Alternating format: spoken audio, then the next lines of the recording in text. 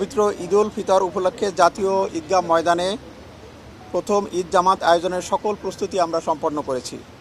ঢাকা দক্ষিণ city corporation অত্যন্ত গুরুত্ব সহকারে এই আয়োজন পরিচালনা করছে, যাতে মুসল্লিগণ স্বাচ্ছন্দ্যে নির্বিঘ্নে নামাজ আদায় করতে পারেন।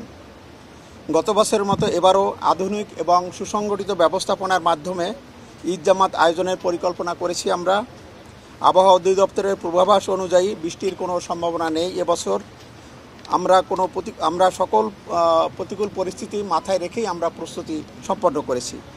আমরা আশা করছি মহামান্য রাষ্ট্রপতি, মাননীয় প্রধান উপদেষ্টা মহোদয় দুজনই জাতীয় ঈদগাহ ময়দানে ঈদের জামাতে অংশগ্রহণ করবেন। এটি আমাদের ঈদ আনন্দেরই বহুগুণে বাড়িয়ে দেবে। আমরা যে সকল প্রস্তুতি নিয়েছি তার একটু সংক্ষিপ্ত বিবরণ আপনাদেরকে দিচ্ছি। আমাদের এই ঈদগাহে প্রায় 35,000 মুসল্লি ঈদের নামাজ আদায় করতে পারবেন, সেরকম প্রস্তুতি আমাদের আছে।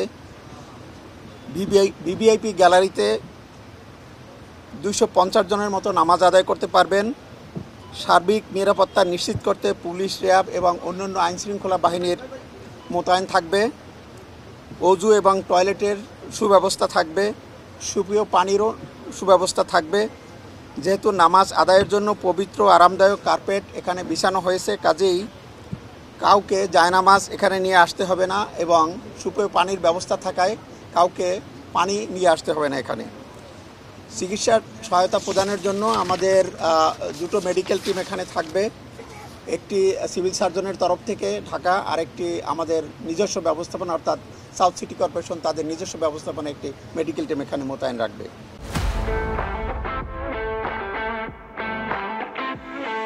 সম্মানিত নাগরিকগণ যারা ঈদের জামাতে এখানে আদায় করতে আসবেন, 2টো গেট দিয়ে তারা প্রবেশ করবেন এবং যারা ভিভিআইপি থাকবেন তাদের জন্য আলাদা গেট থাকবে, তারা আলাদা গেট দিয়ে এখানে প্রবেশ করবেন।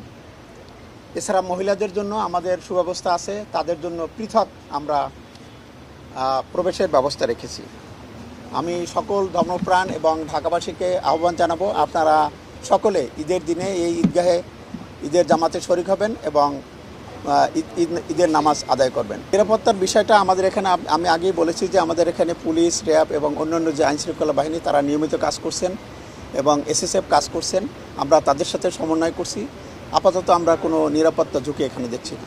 ঈদের জামাত সময় নির্ধারণটা এটি আন্তঃ মন্ত্রণালয়ের একটি বৈঠকে নির্ধারণ করা হয়েছে, বিশেষ করে ধর্ম মন্ত্রণালয়ের তরফে। তো এটি আমরা 8:30টায় নির্ধারণ করেছি এবং যদি দুর্যোগপূর্ণ আবহাওয়া, এখন পর্যন্ত আমাদের কাছে যে খবর আছে তাতে আবহাওয়া খারাপ হওয়ার কোনো সম্ভাবনা নাই, তারপরও যদি হয় সেক্ষেত্রে আমরা বাইতুল মোকাররমে জাতীয় মসজিদে সেখানে সকাল 9টায় আমরা ব্যবস্থা রেখেছি।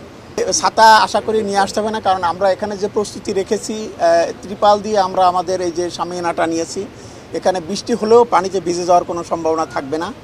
কাজেই কেউ যদি ছাতা নিয়ে আসে সেটা তার জন্যই বোঝা হবে। আমরা ছাতা আনাকে নিরুৎসাহিত করতেছি।